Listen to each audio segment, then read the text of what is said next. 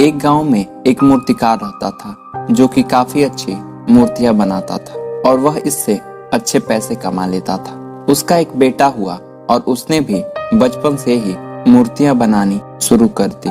बेटा भी बहुत अच्छी मूर्तियां बनाता और पिता उसकी कामयाबी पर बहुत खुश होता, लेकिन हर बार वह अपने बेटे की मूर्तियों में कोई न कोई कमी निकाल ही देता। वह कहता कि बहुत अच्छा किया, लेकिन अगली बार इस कमी को दूर करने की कोशिश करना। बेटा भी कोई शिकायत नहीं करता था। वह भी अपने पिता की बातों को ध्यान में रखते हुए अपने मूर्तियों को और भी बेहतर करता जाता। इसी तरह की लगातार सुधार के बाद बेटे की मूर्तियां अपने पिता से भी बेहतर बनने लगी और एक दिन ऐसा समय भी आया जब लोग उसके बेटे की मूर्तियों को और अधिक पैसे देकर भी खरीदने लगे, जबकि उसके पिता की मूर्तियां अपने पहले वाले कीमत पर ही बिकती रही और पहले से भी कम बिकने लगी। पिता अब भी अपने बेटे की मूर्तियों में कमियां निकालता ही रहता, लेकिन उस बेटे को अब यह अच्छा नहीं लगता था और एक दिन उसके सब्र ने जवाब दे दिया। उसने अपने पिता से ऊंचे स्वरों में कहा, आप तो ऐसे कहते हैं जैसे आप तो बहुत बड़े मूर्तिकार हैं। अगर आपको इतनी ही समझ होती तो आज आपकी मूर्तियां इतनी कम और कम कीमत में नहीं बिकती। मुझे नहीं लगता कि आपकी सलाह लेने की मुझे अब कोई जरूरत है। आप अपने मशवरे को अपने पास ही रखें, क्योंकि मेरी मूर्तियां बहुत ही अच्छी हैं। पिता ने बेटे की बात सुनी तो उसने अपने बेटे को सलाह देना और उसकी कमियां निकालना अब बंद कर दिया। कुछ महीने तक तो वह बहुत खुश रहा, लेकिन उसके बाद उसने अपने काम पर गौर किया तो उसने पाया कि लोग अब उसकी मूर्तियों की उतनी तारीफें नहीं किया करते जितना पहले किया करते थे और अब उसके मूर्तियों के दाम भी बढ़ने बंद हो गए थे। शुरू में तो बेटे को कुछ समझ नहीं आया, लेकिन जब उसे कुछ समझ नहीं आया तो वह अपने पिता के पास गया और उन्हें वह इस समस्या के बारे में बताया। पिता ने अपने बेटे की बातों को बहुत ही इत्मीनान से सुना, मानो जैसे उसे इसके बारे में पहले से पता हो। बेटे ने भी ऐसा ही महसूस किया और उसने अपने पिता से पूछा, क्या आपको पता था कि ये सब होने वाला है?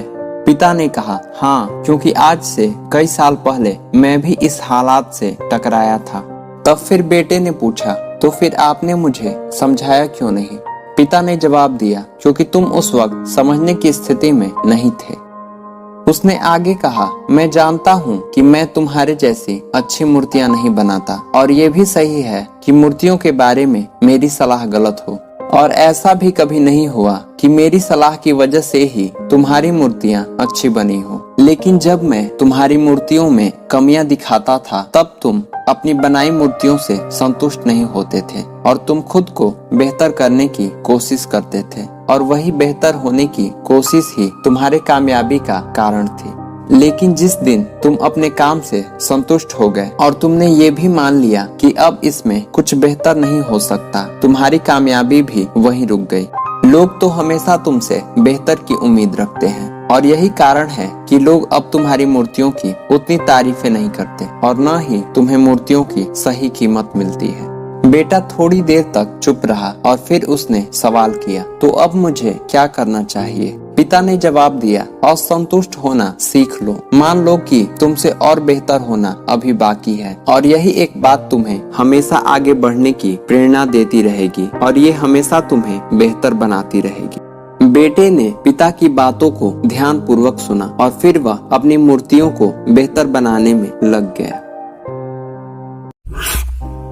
जीवन में कई बार हम अपने बड़ों के द्वारा समझाई गई बातों को नजरअंदाज कर देते हैं और कई बार तो कुछ लोग उनकी बातों पर प्रतिक्रिया भी कर देते हैं, जिससे वह उनसे दूर होते जाते हैं तथा उनकी अच्छी बातें भी सुनने को नहीं मिल पाती, जिससे वे अपने अहंकार की वजह से अंधकार की ओर बढ़ने लगते हैं। इसीलिए कभी भी अपने से बड़ों तथा उनकी ज्ञानप्रद बातों की अवहेलना नहीं करें, बल्कि हमेशा उनकी बातों को स्मरण रखें, जिससे कभी भी आप रुकेंगे नहीं बल्कि आगे बढ़ते रहेंगे।